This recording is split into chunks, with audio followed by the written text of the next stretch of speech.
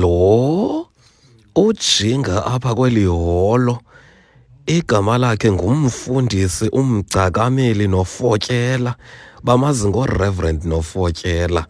Abantu balapha eNqweba, eMoses Mabida, kweliphondo leMpuma Kapa. Beligcwele lime ngeembambo iholo.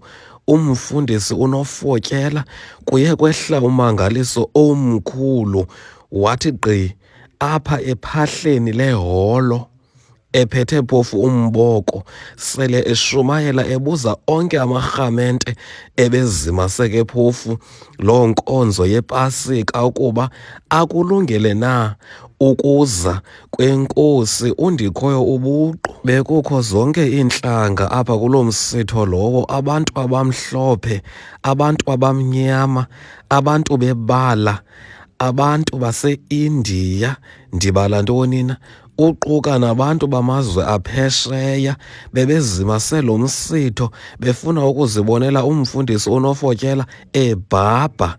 Kuthiwa uMfundisi uNofotyela ukholelwa kwinto yokuba yena uzazi ebhabha, eyokuba wena uthini akanaxesha laloo nto. Lo mfundisi udume kakhulu, akaphelanga tu apha kwindawo yaseNqweba apha eMoses Mabida, uyaziwa nakwezinye iindawo uquka nendawo yaseMsengeni neziphaluka, iindawo ezifana noongqushwa, oobhayi, oomakhanda kanxele, bayamazi lo mfundisi.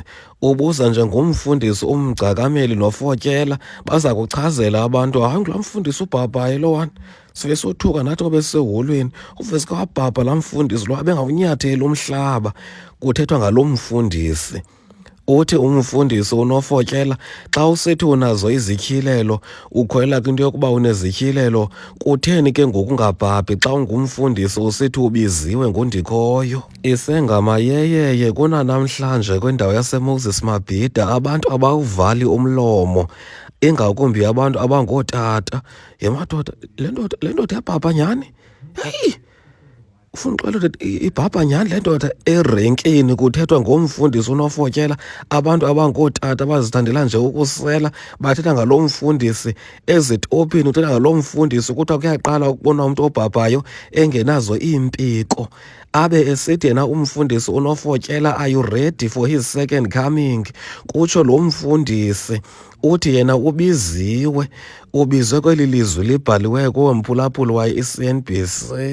Kwiintaba ze-CNBC kuChannel 841, ndinguNontikunina Zwilesdumbu, ndilapha eNqweba kwindawo yaseMoses Mabida, ndisafuna ukuzoku-andastenda uMfundisi uNofotyela. Siyamncoma, simtyibela thina kwaye abafundisi abanintsi ngaske bazeke emzekweni bafunde nto kuye.